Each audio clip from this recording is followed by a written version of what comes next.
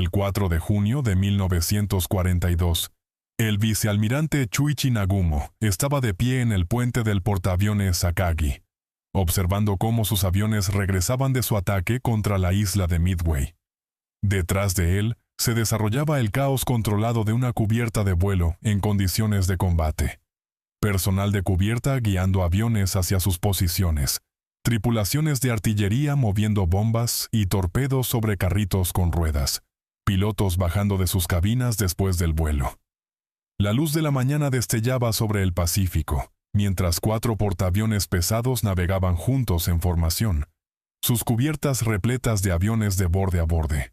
Según todo lo que Nagumo entendía, los acontecimientos se desarrollaban exactamente según lo planeado. Entonces, un operador de radio se acercó y le entregó un mensaje. Eran las 7:28 de la mañana. El texto era breve, escrito en caracteres precisos. 10 barcos, aparentemente enemigos, avistados, con rumbo 010 grados, a 240 millas de Midway, curso 150 grados, velocidad superior a 20 nudos. Nagumo lo leyó una vez y después otra. Los oficiales cercanos recordarían después que su rostro no mostró alarma ni sorpresa. Simplemente se quedó inmóvil, como si su atención se hubiera vuelto completamente hacia adentro. Antes de continuar, si les interesan este tipo de historias, dejar su me gusta y suscribirse al canal Historias del Frente Mundial ayuda muchísimo a que sigamos trayendo relatos como este. Sigamos con el relato completo. Durante 6 meses, desde Pearl Harbor, el Kido Butai, la fuerza de ataque de 4 portaaviones de flota, había avanzado por todo el Pacífico como una fuerza imparable. Pearl Harbor, Darwin, Ceilán. 2 grandes buques capitales británicos hundidos. Ninguna resistencia seria encontrada. Y ahora, durante lo que se suponía sería una operación rutinaria para tomar una pequeña isla, había barcos americanos presentes donde ninguno se esperaba. 10 barcos, dijo Nagumo en voz baja, casi para sí mismo. Sus oficiales de Estado Mayor se acercaron. Levantó la vista del mensaje y preguntó dónde estaban sus portaaviones. Nadie respondió, porque nadie lo sabía. El avión explorador que había enviado el informe, un hidroavión del crucero Tone, había despegado tarde debido a problemas con la catapulta, y no había logrado identificar el tipo de barcos, cruceros, destructores, o algo peor. Nagumo se volvió hacia su oficial de operaciones y ordenó que le señalaran al explorador que identificara los tipos de barcos y que mantuviera el contacto. Abajo, en la cubierta de vuelo, el teniente Yoichi Tomonaga acababa de bajar de su avión. Su aparato había liderado el ataque sobre Midway, 108 aviones atacando instalaciones americanas durante más de media hora. Todavía con su traje de vuelo puesto, entregó su evaluación al Estado Mayor de Operaciones Aéreas. Hacía falta un segundo ataque. Las instalaciones enemigas seguían operativas. Ese informe creó un problema inmediato. Cuando el ataque de Tomonaga había despegado antes del amanecer, Nagumo había retenido una fuerza de reserva, 93 aviones armados con torpedos y bombas perforantes, destinados a atacar barcos. Esto seguía la doctrina estándar. Se mantenía una reserva por si aparecían portaaviones enemigos, pero ninguno había aparecido.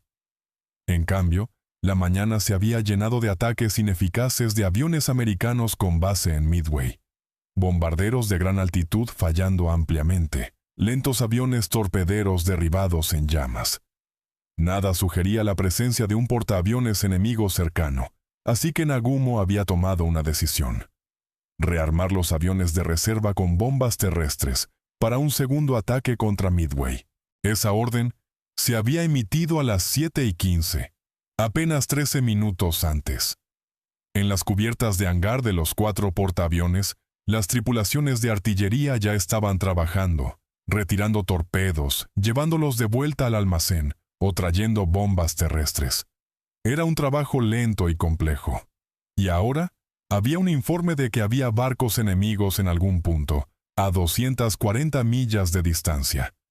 El comandante Minoru Genda, el talentoso oficial de operaciones aéreas que había planificado el ataque a Pearl Harbor, Yacía en su camarote con una fiebre ardiente.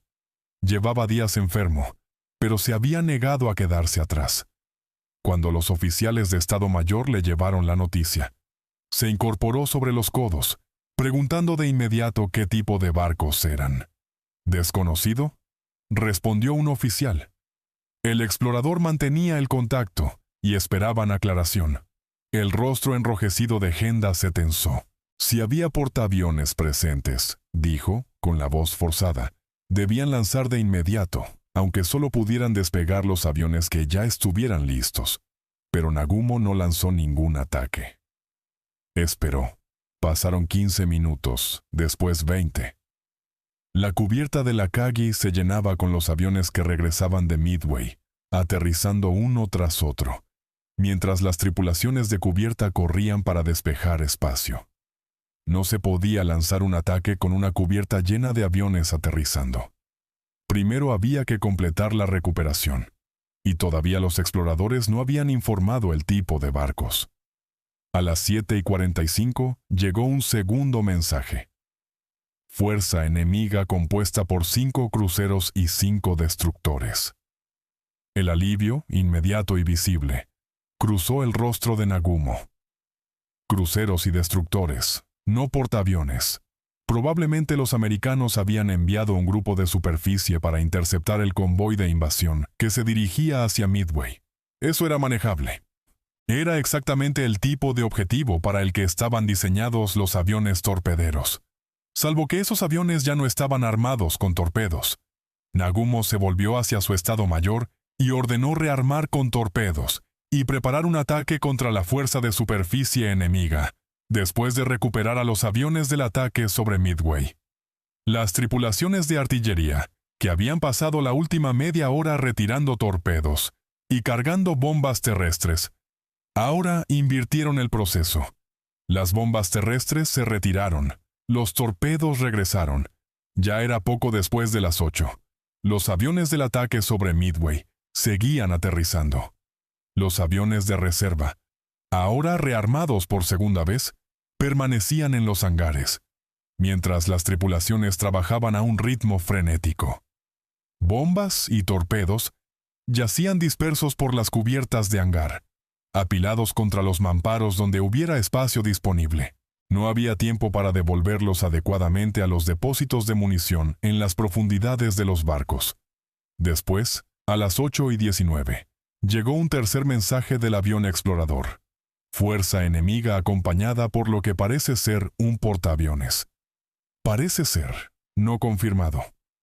Nagumo se quedó mirando el mensaje. A su alrededor, el puente quedó en silencio. El capitán Taishiro Aoki, comandante del Akagi, se acercó y le dijo con cautela que, si había un portaaviones presente, debían lanzar de inmediato. Nagumo respondió con brusquedad. ¿Con qué? La mitad de sus aviones todavía estaban regresando y debían aterrizar. La otra mitad estaba siendo rearmada. Las cubiertas estaban llenas. Señaló hacia el caos organizado visible a través de las ventanas del puente. Podían lanzar un ataque parcial con lo que estuviera listo, o esperar una hora, recuperar todos los aviones, completar el rearme y lanzar un ataque completo. Esta fue la decisión que moldearía todo lo que vendría después. El contraalmirante Tamon Yamaguchi, al mando de la segunda división de portaaviones, desde el portaaviones Hiryu, observaba la misma situación y llegaba a una conclusión muy distinta. Desde su propio buque insignia, envió un mensaje por lámpara de señales hacia el barco de mando de Nagumo, recomendando el lanzamiento inmediato de la fuerza de ataque. Yamaguchi era conocido por su agresividad. Se le respetaba precisamente por eso. Antes de la operación, ya había argumentado que Japón debía atacar con 6 portaaviones, no 4, comprometiendo una fuerza abrumadora para destruir a la flota americana de un solo golpe. Ahora presionaba de nuevo por la acción, incluso si eso significaba lanzar un ataque incompleto. Lanzar cualquier avión que estuviera listo, poner aviones en el aire, atacar antes de que los atacaran a ellos. Nagumo, sin embargo, no era un comandante agresivo. Era cuidadoso, metódico. Un hombre que había ascendido en la marina evitando errores, en lugar de apostar por movimientos audaces. Leyó el mensaje de Yamaguchi, lo consideró y tomó su decisión. Esperar, recuperar todos los aviones, completar el proceso de rearme y después lanzar un ataque completo y coordinado. Era la decisión que prescribía la doctrina naval. Era lo que enseñaban los manuales. Era lo que su experiencia le decía que era correcto. Así que esperaron. Los aviones del ataque sobre Midway continuaron aterrizando, uno por uno. El avión dañado de Tomonaga tocó tierra el último, a las 8:30, con combustible escapando de un tanque perforado. Las tripulaciones de cubierta empujaban aviones hacia sus posiciones. Los equipos de reabastecimiento corrían mangueras a través de la cubierta. Abajo, las tripulaciones de artillería seguían trabajando en los hangares. Los 4 portaaviones avanzaban constantemente a través de mares en calma, cubiertas repletas de aviones, hangares llenos de bombas y torpedos. Tripulaciones trabajando a máxima velocidad para preparar un ataque que ahora sabían sería contra portaaviones americanos que estaban en algún lugar cercano, haciendo exactamente lo mismo. A las 9:18, aparecieron los primeros aviones americanos. No eran bombarderos en picada, ni bombarderos de gran altitud, sino aviones torpederos. 15 Douglas Devastator del portaaviones Hornet se acercaron, bajos y lentos, desde el este. Los cazas cero japoneses, patrullando en círculos arriba, se lanzaron de inmediato en picada. Lo que siguió fue una masacre. Los Devastator, obsoletos, con poca potencia, avanzaron a través de paredes de fuego antiaéreo y cazas enjambrando a su alrededor. Lanzaron sus torpedos desde demasiada distancia. Cada torpedo falló. 11 de los 15 aviones fueron derribados. Los sobrevivientes se retiraron, apenas volando. En el puente de Akagi, Nagumo observaba con severa satisfacción. Los aviones torpederos americanos, comentó a su Estado Mayor, mostraban una coordinación pobre e ineficaz. Tenía razón, en un sentido limitado. El ataque había sido valiente, pero inútil. Ni un solo torpedo había dado en el blanco. Ningún barco japonés había sufrido daños. Si esto representaba lo mejor que los americanos podían hacer, entonces la superioridad japonesa en entrenamiento y equipo seguía siendo decisiva. Pero los ataques torpederos no se detuvieron. A las 9:25, aparecieron 14 Devastator más, esta vez del Enterprise. Cazas y fuego antiaéreo japoneses los destrozaron. 10 fueron destruidos. Sus torpedos fallaron. Después, a las 9:35, llegaron 12 más del Yorktown. El patrón se repitió, ataques valientes, condenados al fracaso que arrastraban a los cazas japoneses hasta la altura de las olas. La patrulla aérea de combate quedó completamente fuera de posición. Cada cañón y cada par de ojos se concentraban en la amenaza de baja altitud que se deslizaba hacia los barcos, casi al ras del agua. Nadie miraba hacia arriba. A las 10:22, el teniente comandante Clarence Wade McCluskey, al frente de los bombarderos en picada del Enterprise, lanzó su SB de Dauntless en un pronunciado descenso de 70 grados, desde 4.200 metros de altura. Detrás de él, lo seguían otros 32 bombarderos en picada, dividiéndose en 2 grupos. Llevaban más de una hora buscando a los portaaviones japoneses, con el combustible agotándose, a punto de dar la vuelta, cuando McCluskey avistó a un solitario destructor japonés corriendo hacia el noreste. Decidió seguirlo. El destructor era el Arashi, apresurándose a reunirse con la fuerza de portaaviones, después de haber lanzado cargas de profundidad contra un submarino americano. Llevó a McCluskey directamente hasta los portaaviones.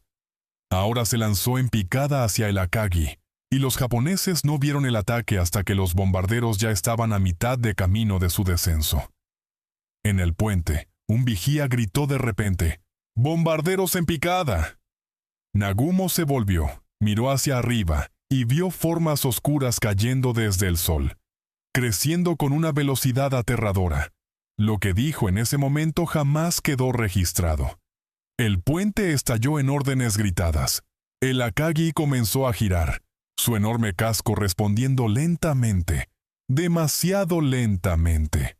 Los bombarderos en picada descendían con un chillido, mientras Nagumo los observaba soltar sus bombas. La primera falló, estallando en el agua junto al barco, lanzando al aire una imponente columna de agua. La segunda impactó en el centro del barco, atravesando hacia la cubierta superior del hangar. La tercera cayó cerca del elevador de popa. 2 de las 3 bombas dieron en el blanco. Cada una pesaba 450 kilos. Cada una penetró profundamente en el barco antes de detonar. Abajo, en la cubierta del hangar, donde las tripulaciones de artillería llevaban 2 horas rearmando aviones, donde torpedos y bombas yacían apilados contra los mamparos, donde corrían las líneas de combustible, y la gasolina de aviación se acumulaba en charcos, las explosiones desataron una catástrofe. Estallidos secundarios desgarraron el hangar. El combustible de aviación estalló en llamas. Los torpedos detonaron. En cuestión de segundos, la cubierta del hangar se convirtió en un infierno. Nagumo sintió como el barco se estremecía bajo sus pies. El humo brotaba a través de los pozos de los elevadores. Un oficial irrumpió en el puente, con el rostro ennegrecido, informando que la cubierta del hangar estaba en llamas, con múltiples explosiones, y que la presión de la red contra incendios estaba fallando. Antes de que Nagumo pudiera responder, otro vigía gritó. Se volvió y vio, a 900 metros a estribor, al portaaviones Kaga, buque gemelo del Akagi, el segundo portaaviones más grande de la flota. 4 géiseres imponentes se elevaron a su alrededor. Después llegaron las bombas. 4 impactos directos en rápida sucesión. La cubierta de vuelo del Kaga desapareció bajo el fuego. Su cubierta de hangar estalló. En apenas un minuto, ardía tan ferozmente como el Akagi. Después llegó el turno del Soryu. Más pequeño, más rápido, maniobrando desesperadamente. 3 bombas lo golpearon en rápida sucesión. Su cubierta de vuelo se rasgó como papel. El fuego brotaba de sus hangares. 3 portaaviones alcanzados en apenas 6 minutos, todos ardiendo, todos condenados. En el puente del Akagi, el humo comenzó a filtrarse hacia adentro, mientras la cubierta se inclinaba ligeramente bajo los pies de Nagumo. Permaneció paralizado. Un oficial lo tomó del brazo, diciéndole que debían trasladar su bandera, que el barco estaba perdido. ¡Perdido!, repitió Nagumo, como si la palabra no tuviera ningún significado. ¿Cómo podía estar perdido? Apenas hacía un momento estaban. Se detuvo. A su alrededor, los oficiales gritaban informes de daños. Los incendios eran incontrolables. Los motores todavía funcionaban, pero las redes contra incendios habían fallado, y los aviones ya no podían despegar. El capitán Aoki apareció, con el uniforme desgarrado y el rostro sombrío, solicitando permiso para permanecer con el barco. Nagumo debía trasladarse a un crucero y continuar dirigiendo la batalla. ¿La batalla?, repitió Nagumo. Miró hacia el Kaga, ardiendo furiosamente, y hacia el Soryu, también en llamas. 3/4 partes de su fuerza de portaaviones perdida en 6 minutos. Se volvió de nuevo hacia su estado mayor y preguntó dónde estaba el Hiryu. El Hiryu estaba intacto, respondió un oficial. Se había separado de la formación principal, y los bombarderos en picada americanos no lo habían encontrado. Un portaaviones restante, 1 de 4. Nagumo asintió lentamente y ordenó señalar al Hiryu que lanzara de inmediato todos los aviones disponibles y atacara a los portaaviones americanos. A las 10:28, apenas 6 minutos después de que los bombarderos en picada golpearan, Nagumo y su estado mayor descendieron desde el puente del Akagi hacia la cubierta de vuelo. El humo era más ligero hacia proa. Un destructor, el Nowaki, se acercó al costado. Nagumo cruzó por una cuerda, mano sobre mano. El comandante del Kido Butai abandonaba su propio buque insignia mientras todavía se movía por su propia fuerza, ardiendo con tanta ferocidad que ya no podía salvarse. Desde la cubierta del Nowaki, Nagumo observó al Akagi arder. Un oficial cercano recordaría después que el almirante no dijo absolutamente nada. Contemplaba las llamas y el humo que brotaban del barco, con el rostro completamente vacío. Sin ira, sin duelo, sin conmoción.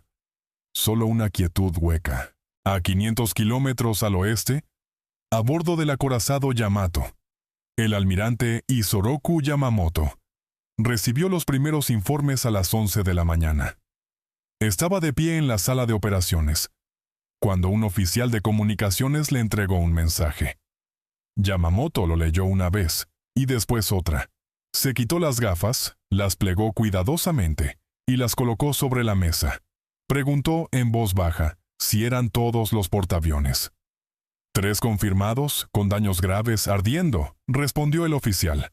Akagi, Kaga, Soryu. El Hiryu estaba intacto, y lanzando un contraataque. Yamamoto permaneció inmóvil. Su jefe de Estado Mayor, el contraalmirante Matome Ugaki, permanecía a su lado, observándolo de cerca. Ugaki escribiría después que Yamamoto parecía haber envejecido 10 años en 10 segundos. El arquitecto de Pearl Harbor, el hombre que había advertido a Japón contra la guerra con Estados Unidos, y que sin embargo había planificado el ataque que la había iniciado, enfrentaba ahora las consecuencias de su propia estrategia. Lo había apostado todo en Midway, en destruir a los portaaviones americanos y asegurar el perímetro defensivo de Japón. En 6 minutos, la apuesta había fracasado. Yamamoto preguntó por la situación de Nagumo. Había trasladado su bandera al crucero Nagara e intentaba dirigir las operaciones desde allí. Yamamoto asintió y ordenó que todas las fuerzas continuaran la operación, que apoyaran a Nagumo con el grueso de la flota, que si el ataque del Iryu tenía éxito, todavía podrían lograr su objetivo. Pero Ugaki podía ver que Yamamoto mismo no lo creía. El almirante se sentó pesadamente y habló poco durante las horas siguientes. Se dieron órdenes, se tomaron decisiones, se mantuvo la apariencia del mando, pero algo se había roto. En el Hiryu, el último portaaviones japonés que quedaba, el contraalmirante Yamaguchi recibió la noticia con una respiración entrecortada. Estaba en el puente, preparando el lanzamiento de su propio ataque. 3 portaaviones ardiendo, informó un oficial. Akagi, Kaga, Soryu. Yamaguchi respondió de inmediato.